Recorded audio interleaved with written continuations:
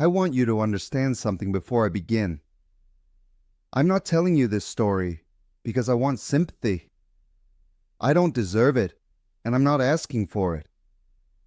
I'm telling you this because the weight of what I've done has become unbearable, and because somewhere out there, someone might be standing at the edge of the same cliff I threw myself off, thinking the fall won't be that bad.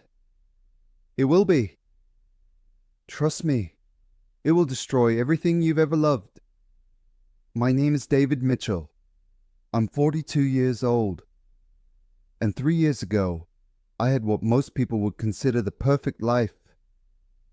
I was the finance director at a mid-sized tech company in Seattle. Good salary, stock options, the kind of job that made people nod approvingly at dinner parties. I drove a Mercedes. I owned a 4-bedroom house in a neighborhood with good schools and neighbors who waved when you pulled into your driveway. But more than any of that, I had Rachel. Rachel was my wife of 15 years. We'd met in college, back when I was a nobody with big dreams, and she was the girl everyone noticed when she walked into a room. She had this laugh that could fill any space, this way of making you feel like you were the most interesting person she'd ever met. I still remember the first time I saw her. She was sitting in the campus coffee shop, reading a book with her hair falling across her face. And I thought to myself, that's her. That's the one. It took me 3 months to work up the courage to talk to her. Another 6 months before she agreed to go on a date with me. But when she finally said yes, when she finally let me into her world, I promised myself I would never let her go. We got married the summer after graduation. Small ceremony. Her parents' backyard. She wore a simple white dress and daisies in her hair, and when she walked toward me, I cried. I'm not ashamed to admit that. I cried because I couldn't believe someone like her had chosen someone like me. We built a life together, struggled through my early career years when money was tight, celebrated every promotion, every raise, every small victory, had 2 kids. Emma first, then Lucas 3 years later. Emma is 14 now. Lucas is 11. They're the best parts of me. The parts that somehow turned out good despite everything I've done wrong. Rachel stayed home with them when they were little, even though she had her own career ambitions. She'd studied graphic design, had real talent, but she put it on hold because we both agreed someone should be there for the kids. She said it was her choice, and I believed her. But looking back, I wonder how much of that choice was really hers, and how much was just her accommodating my career, my ambitions, my needs. She always did that. Put herself second, made things easier for everyone else. And how did I repay her? I betrayed her in the worst way a person can betray someone who loves them. It started with a woman named Megan. Megan Reynolds was a senior consultant who joined our company in March of 2021. She was 34, recently divorced, sharp as a razor, and beautiful in that effortless way that made you forget what you were saying mid-sentence. I noticed her immediately. Everyone did. But I told myself it meant nothing. I was married. Happily married. I love my wife. Looking back, I can see all the warning signs I ignored. The way I'd find excuses to walk past her desk. The way I'd volunteer for projects I knew she was assigned to. The way my heart would beat a little faster when she smiled at me. I told myself we were just colleagues. Then I told myself we were just friends. Then I stopped telling myself anything at all. The first time we crossed the line was at a conference in San Francisco. Company had sent a team of 6, and somehow Megan and I ended up at the hotel bar after everyone else had gone to bed. We talked for hours. About work at first, then about our lives. She told me about her divorce how her ex-husband had been emotionally unavailable, how lonely she'd felt in her own marriage. I found myself telling her things I'd never told anyone, about the pressure I felt at work, about how sometimes I felt invisible at home, about how I loved my wife, but wasn't sure she really saw me anymore.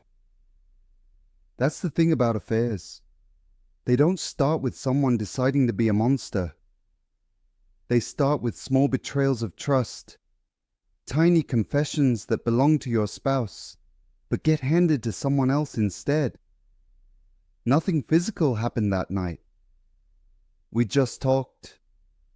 But when I went back to my hotel room, I knew something had shifted.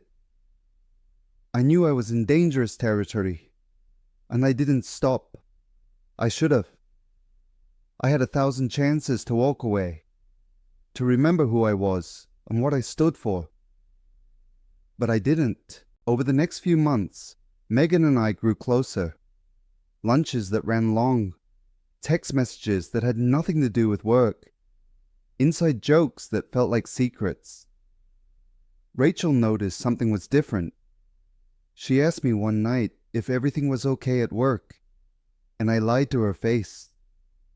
Told her I was just stressed about a project. She rubbed my shoulders and told me she was proud of me, that I worked so hard for our family. I sat there, letting my wife comfort me while I was emotionally invested in another woman. That's the kind of man I'd become. The physical affair began in July. Another work trip, this time to Chicago. I told Rachel I'd be gone for 3 days. I was gone for 4, and I spent the extra night with Megan in her hotel room. I could describe what happened, but the details don't matter. What matters is the choice I made, the vow I broke, the life I started dismantling, piece by piece. When I got home, Emma ran to hug me at the door. Lucas showed me a drawing he'd made while I was gone. Rachel had cooked my favorite dinner. I sat at that table, eating that meal, looking at my family, and I felt nothing but sick, hollow guilt. But not enough guilt to stop. The affair continued for 8 months. 8 months of lies, of secret phone calls, of business trips that weren't really business trips. 8 months of looking my wife in the eye and pretending to be the man she thought she'd married. Megan knew I was married. She said she didn't want me to leave my wife, that she wasn't looking for anything serious. It was just fun, she said. Just 2 adults enjoying each other's company. I believed her because I wanted to, because believing her meant I could have both worlds. The stability of my family and the excitement of Megan. The comfort of home and the thrill of something forbidden. I was a coward hiding behind convenient lies. Rachel found out in March of 2022. It wasn't dramatic. No one caught us in the act. There was no lipstick on my collar, no hotel receipt left in a pocket. It was simpler than that, and somehow worse. She borrowed my phone. Her phone had died, and she needed to look something up for Emma's school project. I was in the shower, and she knew my passcode. We'd never had secrets from each other. At least that's what she believed. By the time I got out of the shower, she was sitting on the edge of our bed, my phone in her hands, her face completely blank. I knew immediately. The look in her eyes told me everything. She didn't scream. She didn't cry. She just looked at me like she was seeing a stranger. "How long?" she asked. I couldn't lie anymore. I told her. 8 months.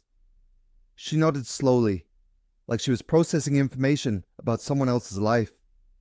Then she stood up, walked past me, and went downstairs. I stood there in my towel, dripping water on the carpet, feeling my entire world crumble around me. The conversation that followed was the worst of my life. Rachel was calm, almost eerily so. She asked questions I didn't want to answer. Was it just physical? Did I love her? Did Megan know about us? I answered everything honestly. It was the least I could do, and far too late.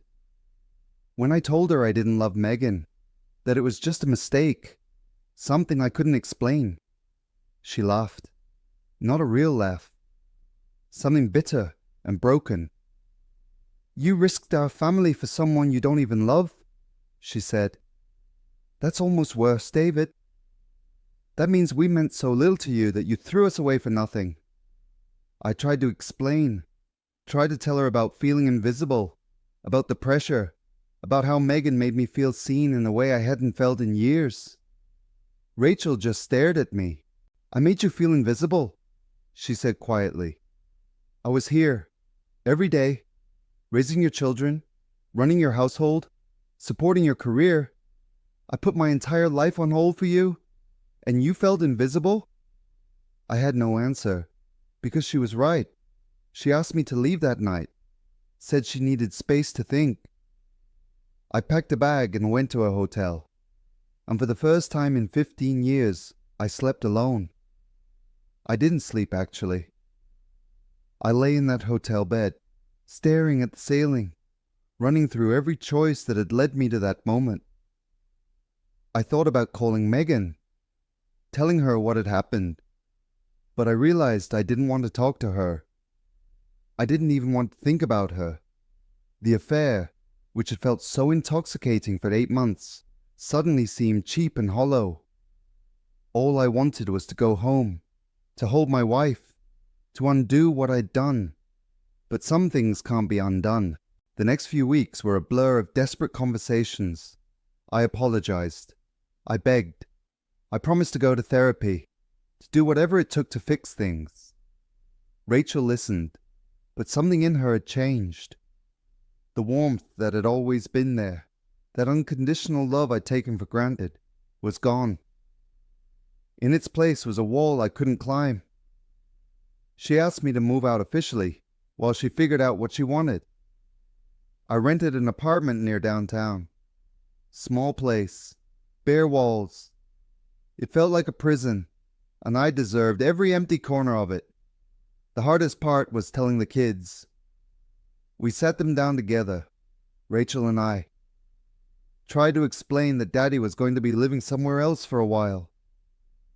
Emma, who was 12 at the time, immediately started crying. She asked if we were getting divorced. Rachel said we didn't know yet, that we were figuring things out. Lucas, who was 9, just looked confused. He asked if he'd still see me. Of course, I told him. I'm still your dad. That never changes. But I could see in Emma's eyes that something had already changed. She was old enough to understand that parents didn't just move out for no reason. She looked at me differently after that night, like she was trying to figure out who I really was. I saw the kids on weekends, awkward dinners at restaurants, movies where we sat in silence. Lucas seemed to adjust, the way younger kids sometimes do. But Emma was distant, polite, but cold. I tried to talk to her about it once, a few weeks after I'd moved out. Told her I knew things were hard, that I was sorry for any pain I'd caused. She looked at me with those eyes that were so much like Rachel's and said, "Did you cheat on Mom?" I could have lied, protected her from the truth, but I'd lied enough. "Yes," I said. "I did." She didn't say anything, just nodded and went back to her room. That nod broke something in me. My daughter, my little girl, who used to run into my arms when I came home from work, now looked at me like I was someone to be ashamed of. Because I was.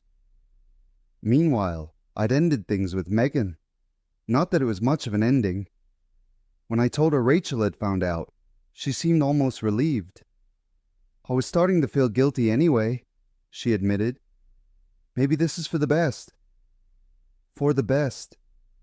8 months of deception, a marriage in ruins, and she thought it was for the best.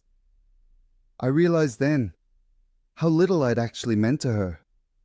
I was an escape from her loneliness, a distraction from her own failed marriage. Nothing more. And I'd risked everything for that. Rachel filed for divorce in June. She'd spent 3 months thinking, talking to therapists, consulting with friends and family. In the end, she said she couldn't trust me again. That every time she looked at me, she saw those text messages. Saw me lying to her face night after night. I could maybe forgive the affair, she told me. Maybe. But I can't forgive 8 months of lies. I can't forgive that you looked at me every single day and pretended nothing was wrong. That's not a mistake, David. That's a choice you made over and over again. She was right. It wasn't one bad decision in a moment of weakness. It was hundreds of decisions. Thousands. Every text message I sent. Every lie I told. Every time I came home and kissed her while still carrying another woman's touch. I didn't contest the divorce. Didn't fight for assets or custody. I told my lawyer to give Rachel whatever she wanted. It was the least I could do. She kept the house, got primary custody of the kids. I got weekends and Wednesday evenings and the privilege of watching my family continue without me. The divorce was finalized in September. We'd been married for 15 years. It took less than 4 months to end it. I sat in my empty apartment the night the papers were signed, drinking whiskey and looking at photos on my phone. Our wedding day, Emma as a baby, Lucas's first steps, Rachel laughing at some joke I couldn't remember. I had everything. A beautiful wife who loved me, 2 amazing kids, a home filled with warmth and memories. And I threw it all away for what? For feeling seen? For excitement? For an ego boost from a woman who forgot about me the moment I became inconvenient. I finished the bottle that night. Woke up on my bathroom floor with a headache that felt like penance. Rock bottom, I thought. This is rock bottom. But I was wrong. It got worse. A few weeks after the divorce was final, I found out that Megan had started dating someone else at the company. One of the senior partners, actually. A man 15 years older than her, with a wife and kids of his own. The pattern was so obvious. She wasn't attracted to unavailable men, despite their circumstances. She was attracted to them because of those circumstances. The secrecy, the power imbalance, the thrill of the forbidden. I thought I was special, that what we had was unique. But I was just another married man she could manipulate, another temporary escape from her own emptiness. When I saw them together at a company event, laughing at some private joke, I felt sick. Not because I was jealous, but because I finally saw clearly what I'd been part of. I'd destroyed my marriage for someone who collected broken families like trophies. The consequences at work came next. I'd been so focused on the collapse of my personal life that I hadn't considered the professional fallout. But affairs don't stay secret, especially in a corporate environment. Rumors started spreading. People who'd seen Megan and me together on those business trips. Colleagues who'd noticed the too long lunches, the inside jokes. Someone put 2 and 2 together, and suddenly, my divorce wasn't private anymore. My boss called me into his office in October, said there had been complaints, that my conduct was being reviewed by HR, that the company had a reputation to maintain. I wasn't fired, not technically, but I was encouraged to resign. Given a generous severance package in exchange for signing a confidentiality agreement. A clean break, they called it. Clean. As if anything about this situation was clean. I was 41 years old, newly divorced, and suddenly unemployed. I told myself it was a chance to start over. find a new job, rebuild my life. But the job market wasn't kind to finance directors who'd left their previous position under murky circumstances. I got interviews, but they never led anywhere. References were lukewarm. My reputation, which I'd spent years building, had crumbled. I burned through my severance faster than I expected. Child support, alimony, the rent on my apartment. By January, I was struggling. I had to sell the Mercedes, move to a cheaper apartment. Started applying for positions I would have considered beneath me a year earlier. Pride doesn't pay bills. Desperation does. I eventually found work as a financial consultant for a small firm. Half the salary I'd been making. No stock options. No corner office. Just a desk in a shared workspace. And clients who didn't care about my past. It was humbling.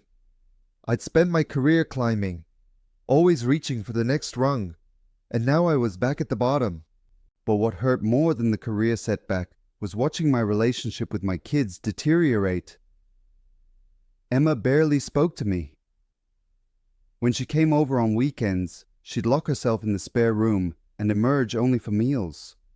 When I tried to engage her, she'd give one-word answers and avoid eye contact. Lucas was more forgiving, the way younger children sometimes are. He still wanted to play video games with me, still asked for help with his homework. But even he was different, more cautious, like he was waiting for me to disappoint him again. One weekend, about 6 months after the divorce, Emma finally confronted me. We were driving home from dinner, and she'd been silent the whole meal. I asked her what was wrong, expecting the usual brush-off.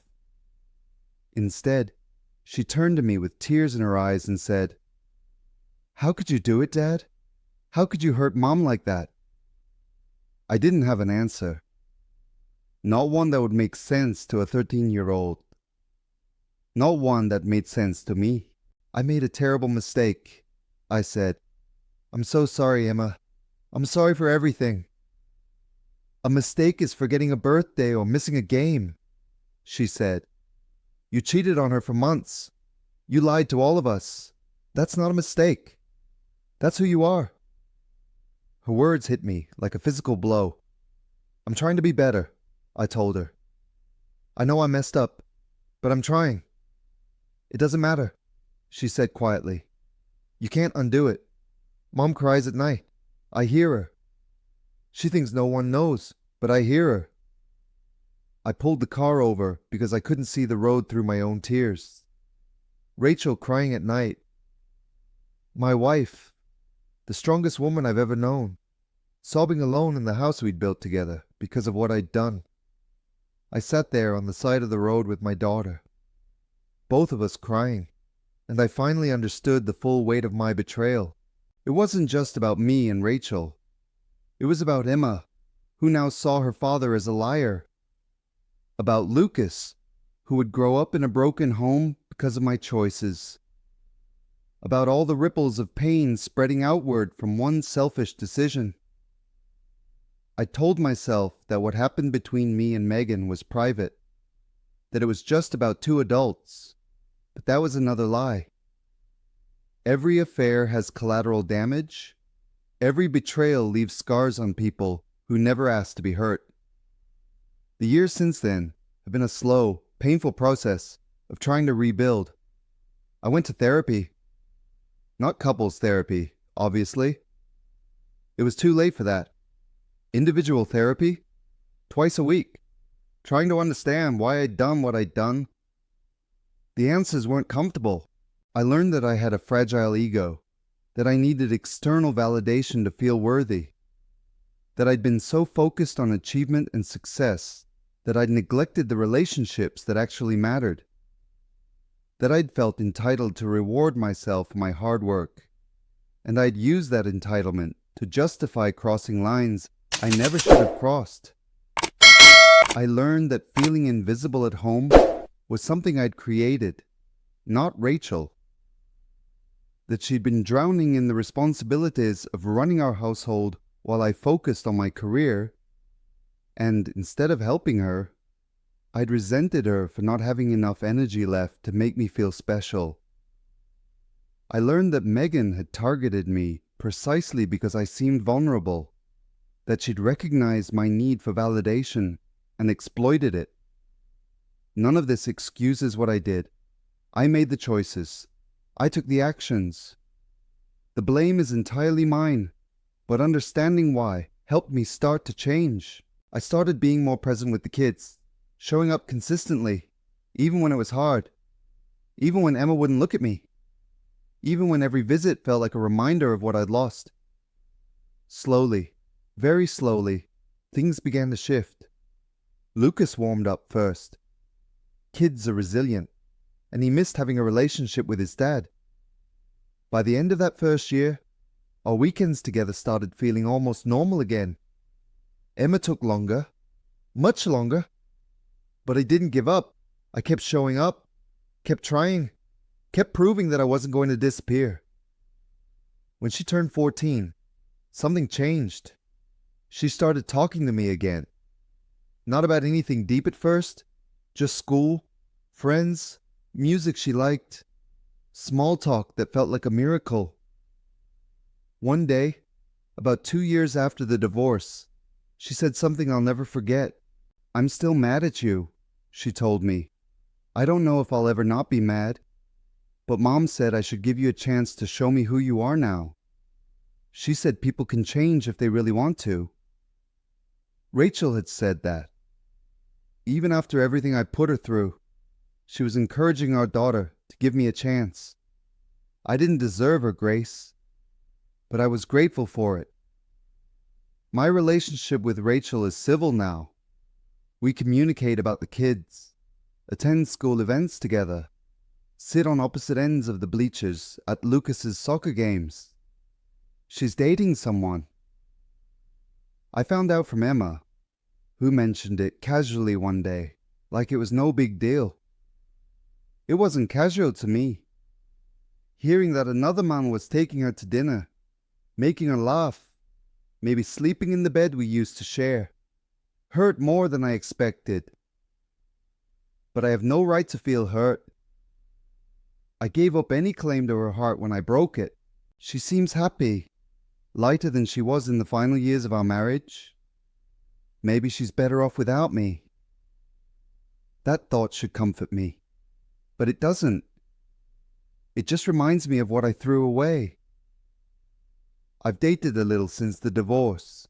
Nothing serious. A few dinners, a few awkward conversations with women who don't know my history. But I'm not ready for a relationship. Not sure I ever will be. There's a part of me that still loves Rachel.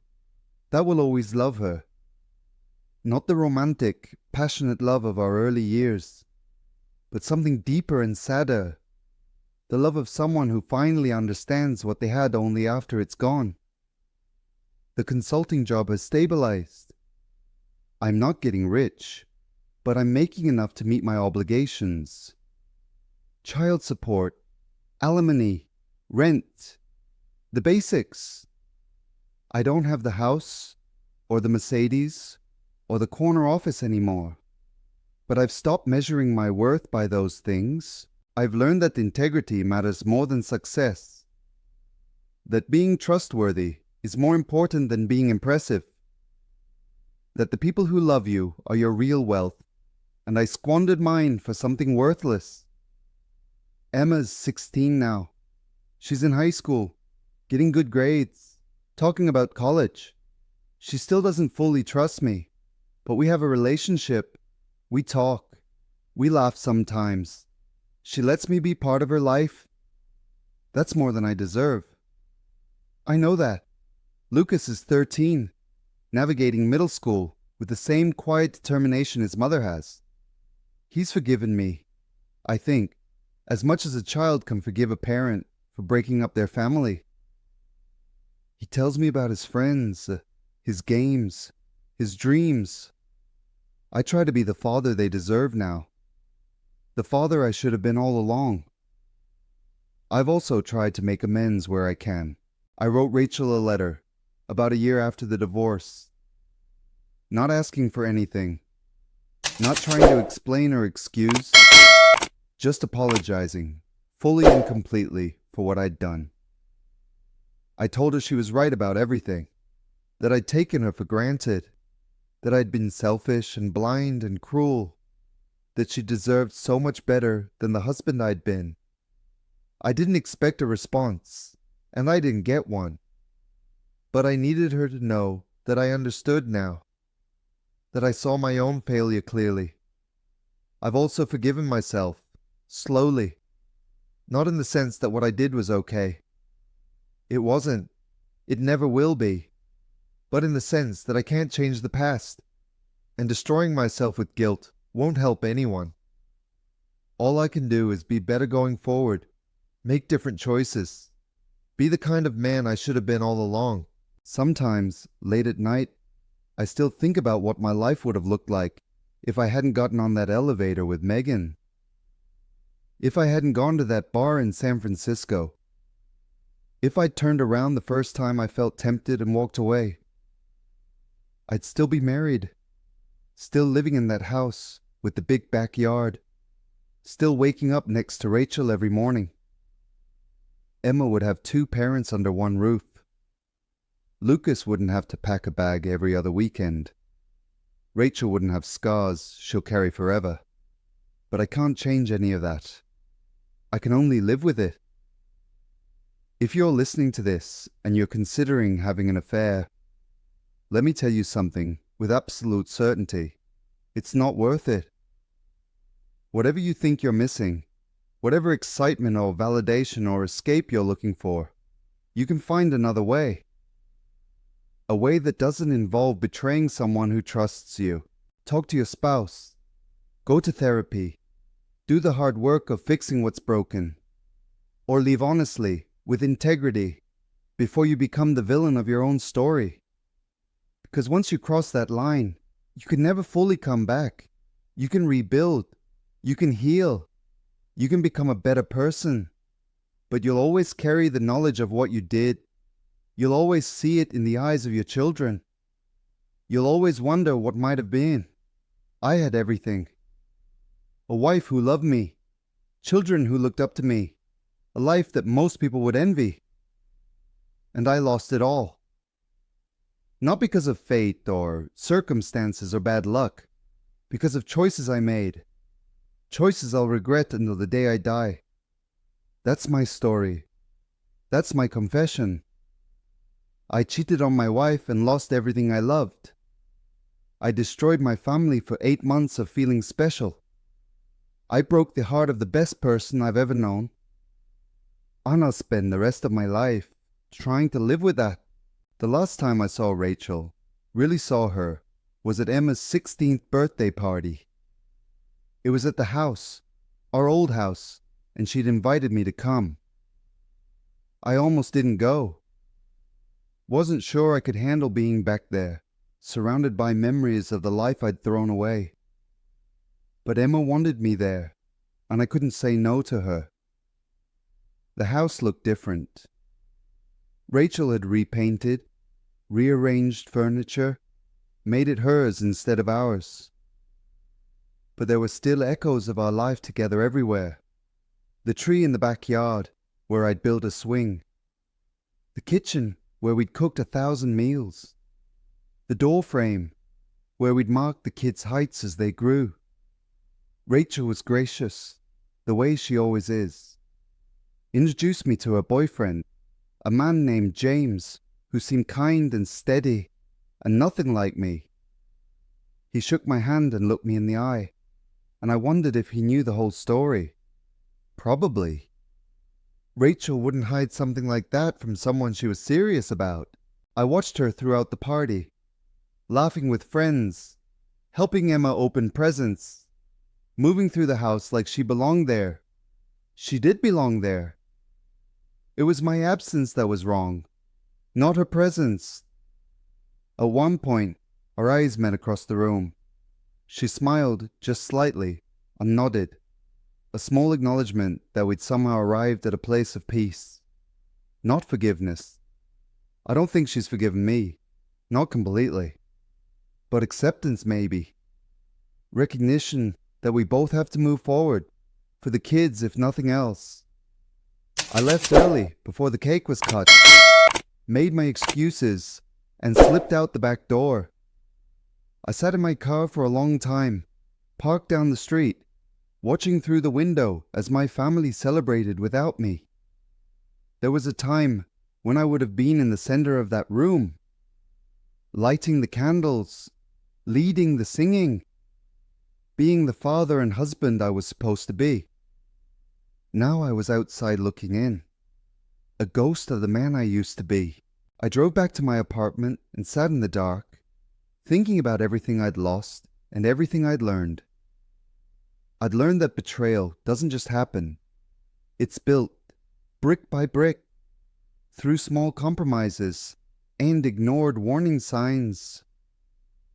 By the time you realize what you've done, the wall is already too high to climb. I'd learned that the people who love you will give you everything, but they won't wait forever. They shouldn't have to. I'd learned that children see more than we think, that they carry our failures long after we've stopped thinking about them, that the example we set shapes who they become.